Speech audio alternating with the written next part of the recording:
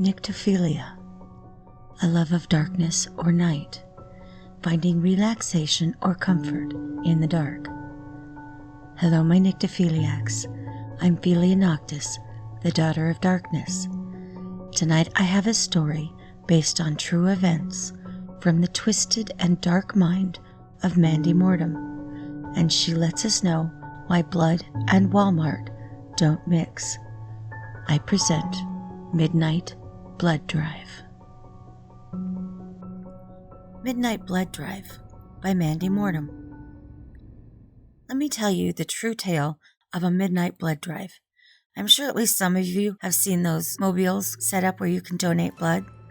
They are most commonly run by the American Red Cross, but there are many others whom are legitimate as well. However, in this case, things are very, very different. Let me start at the beginning. For the sake of some anonymity, names aren't relative here, but all that you need to know is, I'm a 25-year-old female and I live in Florida. It all started one evening when my husband and I set out on a trip to the local Wal-Mart.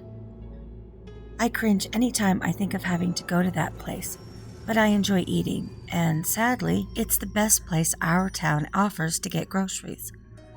So there we were at Wal-Mart around 11 p.m. because my husband had worked late. It was muggy and humid as ever, even though it was early spring at the time. As we made our way inside, a petite woman with curly dark hair, along with a very tall, very built man who looked like no stranger to weightlifting, approached us. They were both wearing teal-colored scrubs, which I immediately thought was kind of odd. Not because of the color, but just the fact that they were wearing scrubs in general. The woman was all smiles and spoke first. She kindly asked us if we would like to donate blood and then gestured to a long bus which was located across the parking lot. I hadn't even noticed it when we parked. For a moment I was at a loss for words, but politely muttered, "No thank you." My husband piped in and said, "Maybe next time." Something that surprised me was as soon as I declined their offer, the woman's wide smile dropped dangerously into a frown. In fact, she and the man immediately turned away swiftly and went on to other people who were also making their way into the entrance of the superstore. Feeling a bit weird and off-put, we went about going inside to start the daunting process of food shopping. For a short time, the occurrence ran through my mind. The area we lived in is certainly no stranger to a diverse plethora of people from different backgrounds. Even so, the thick accent of the pair had seemed to not be from around our town. That, mixed with the fact that there was a blood drive going on at night and at a Wal-Mart of all places, kind of blew my mind. It was definitely weird and not something I'd seen before. Honestly, I just chalked it up to the fact that it was Florida and strange stuff seems to happen here on the regular. About an hour had gone by once we had collected what we needed and made it through the backed up check lines. Sure enough, as we loaded the groceries into our car, the blood drive was still in service. I could tell because a couple of people exited the bus brandishing fresh bandages on their arms. On the ride home, my husband and I made jokes about how outlandish it was that a blood drive was going on at midnight. It was probably vampires preying on unsuspecting victims who, at first, willingly go to donate blood and end up getting more than they bargained for. After a few days, we forgot about it, to be quite frank. A week had passed, and this time my husband needed to pick up a few things he wanted. I wasn't real keen on going to the store, but I went anyway just to get out of the house. This trip was earlier in the evening, I'd say around 7 p.m. We pulled into the Wal-Mart parking lot, and surprisingly enough, that damn blood bus was there again. Once my husband parked the car, he went inside and I opted to stay behind. I leaned my seat back, laid down, and started scrolling through Twitter on my phone. Every now and then, I would glance up and watch as different people came and went to the bus, since I had a direct line of sight to it this time. My husband parked in the same row, so our car was adjacent to the lengthy, peculiar automobile. The outside of it was painted bright blue. On the side and in the center was one large, red blood drop, along with the company's name, which I won't disclose. My mind started going off on one of its tangents of curiosity. Maybe it was sheer boredom, or maybe the Florida heat had impaired my rational thought, but I really wanted to see inside that bus. My window was rolled down, so when I heard someone exit the bus and say, "Let's take a 30-minute break and meet back here then," I saw the pair who had approached us last time, as well as another man. He was tall and appeared to be middle-aged from what I could tell. Unlike the other two, who were in scrubs, he had on a crisp white coat resembling what some doctors like to wear. All three of them walked off in the direction of some surrounding restaurants. At this point, I'd been watching the bus intently for quite some time and knew that this was my chance. In a flash, I exited the car and darted the short distance to the shiny steel door of the bus. I was a bit apprehensive as my hand went to reach for the handle, but I had come too far now to turn back. Although my adrenaline was slightly starting to pump, I reasoned with myself that if anyone was still inside, I would pretend to be interested in donating. Having that as my cover story gave me newfound confidence, and with that, I proceeded forward. The door handle gave way easily, much to my advantage. After taking a deep breath, I peered inside the bus with caution, just as I thought. It looked empty and void of any human life. Knowing the coast was clear, I climbed the 2 steps until I was completely inside. My eyes went into overdrive as they analyzed the inner surroundings. The place appeared to be what your average blood donation setup would look like. The walls were bright white, which cast a clean and sterile visual appearance. Several posters also littered the walls, depicting the importance of blood donation. Some stainless steel counters along with matching cabinets lined one side of the bus, while the other side contained 2 leather-upholstered chairs. Typical things you'd see in most clinical operations. Nearly satisfied that everything seemed to be copacetic and that nothing more sinister was going on behind the scenes, I made my way towards the door to leave. Suddenly, I heard voices outside which sounded like they were heading my way. My heart felt like it leapt to my throat as panic took over. I darted my eyes wildly around the room looking for an alternative means of exit or place to hide. Slight relief gripped me as I spotted a long set of cabinets on the far end of the bus. My feet made quick work across the expanse of the bus floor as I whipped open the cabinet to find it was filled with scrubs and lab coats hung neatly on clothing hangers. The sound of the bus door handle being pulled radiated into my ears with the seconds to spare. I wedged myself behind the clothing and closed the cabinet door. The bus started to shake slightly as voices echoed from outside of the cabinet.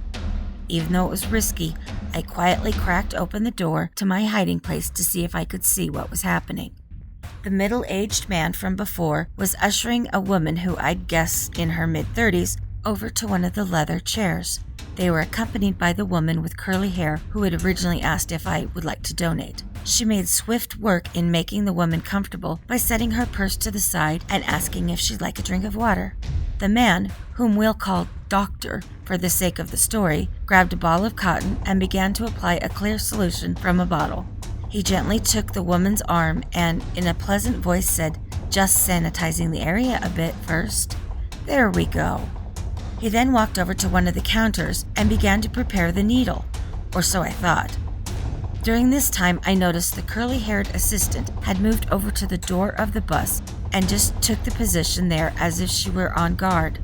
This set up red flags in my mind, but I figured maybe she just was squeamish when it comes to blood draws, despite it being her occupation. It was around this time I noticed the state of the woman in the chair. She had leaned her head back as her body looked limp and fully relaxed. A bit too relaxed, in all honesty. The most unsettling part was her eyes. They were extremely open wide and transfixed in front of her like she was lost in a daze. Catatonic, even. I was starting to get very uncomfortable. Something wasn't right, and here I was, trapped in the confines of the cabinet and in the middle of everything. Suddenly, the most horrific noise emanated from the doctor, in what I could only describe as the sound of someone asphyxiating.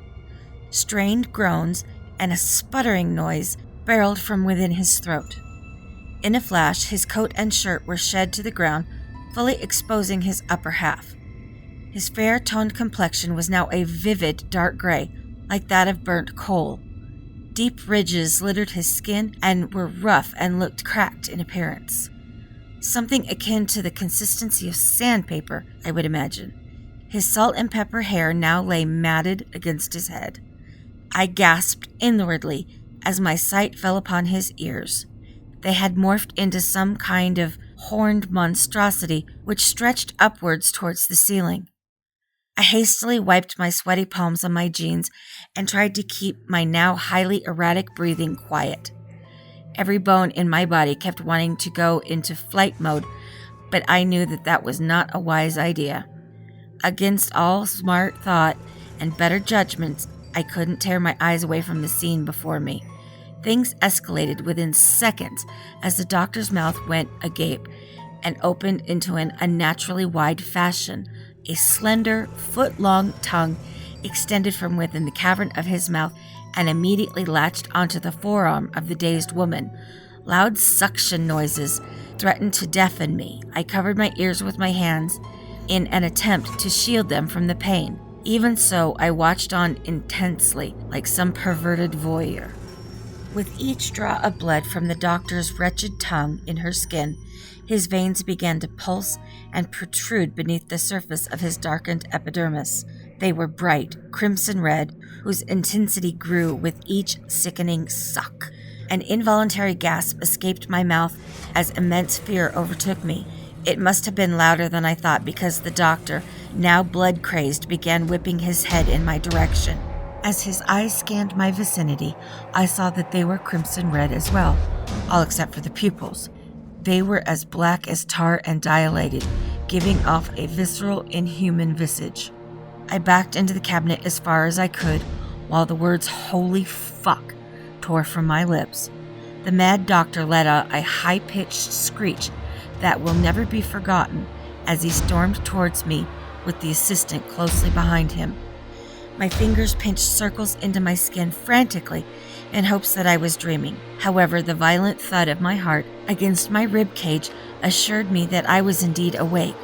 I was trapped and soon to be the next victim in what literal suckfest these people were into. Footsteps thundered my way as the bus rocked as a result of the movement. With one last dire glance, I saw the doctor's hand outstretched, and sharp black nails grasped the cabinet door. I screamed as it was flung open, fiercely, exposing me completely. The loud slamming of the car door woke me and ripped me back to consciousness. I shot up into a sitting position in the passenger seat, covered in sweat as my lungs worked desperately to capacitate the rapid breaths as a result. My mind was in disoriented condition, but made quick work trying to lift the fog of confusion. I had been dreaming. I was certain of that much, and the realization gave me slightly enough comfort to ease the state of panic that had overcome me. Being back in the realm of reality was nice, but the dream, or nightmare as one might call it, left me feeling unsettled. So many thoughts and questions surged through my mind like a speeding locomotive. I was taken from these thoughts by the sound of my husband's concerned yet subtle voice asking, "Are you all right?" Up until that point, I hadn't realized that I must have given him quite a fright. The look of alarm on his face was a dead giveaway that my assumptions were correct. I'd been sitting here in utter silence, staring off into the void, covered in a thick sheen of sweat and breathing heavily. No wonder he was worried. I did my best to ease his concern by chuckling awkwardly, as I then assured, "I'm fine, dear. I just had a really strange dream is all. You know me." He looked over me as one of his brows quirked slightly higher than the other. This was the look he always gave while he observed things with intense thought. "Okay then. You ready to go? It's hot as fuck," he stated, more than asked as he started the engine. With a sarcastic laugh, I joked, "Yeah, well, it's Florida." This was a long-time joke between us ever since we'd come to live over here a year ago. I kept pretty silent on the ride home, just watching the scenery whip by the window as my mind trailed down the rabbit hole of thought once more. I'd always been the type to have very vivid imagination and always liked analyzing things. Pondering over different outcomes to situations or them having possible theoretical conspiracies had been a strange hobby for me. What eluded me the most, and is at the center of my curiosity, is what the hell is really going on? The entire thing just seemed really bizarre to me. Once we made it back home, I took some time to do a little online research. I looked up the name that was presented on the side of the blood bus in question. To my surprise, not very much was offered about it to the multiple search engines I tried. Luckily enough, there was a link to their main headquarters. Turns out that it was located a full 4 hours south of our town. The building itself is a storefront property in the business district. All the front windows, as well as the doors, are entirely covered by decals with the company logo. Any chance of seeing what is concealed inside are impossible. Overall, the place looks peculiar, especially with the set of 6 security cameras perched on top of the building outside. Scenarios have flashed through my head that what if it's some kind of cult who goes to great lengths to have plentiful amount of blood for their rituals? What if it's real people with a vampire roleplay fetish that have taken it to the extreme? Hell, it could just be a true, legitimate blood donation operation that helps people. It does make one question about just how easily it would be to have to fake something like that. With great effort put forth and a hidden agenda, almost anyone could put together such a ruse to con unsuspecting people. We may never learn the truth behind the midnight blood drive, but that's just the thing. Not knowing is still what haunts me, even to this day. Well, what do you think of that? Thank you, Mandie Mortem, for allowing me to narrate Midnight Blood Drive. And thank you, my nyctophiliacs, for joining me tonight. I'll see you soon, and remember to embrace the darkness. Also, don't forget to like, subscribe, and hit the bell icon to get the notifications. And if you're feeling especially kind, share this video on social media. I would like to thank my Patreon supporters, BreakerBreaker19, Creepy Clown Girl, and PA Nightmares, and all others who have helped me get to where I am with my production abilities.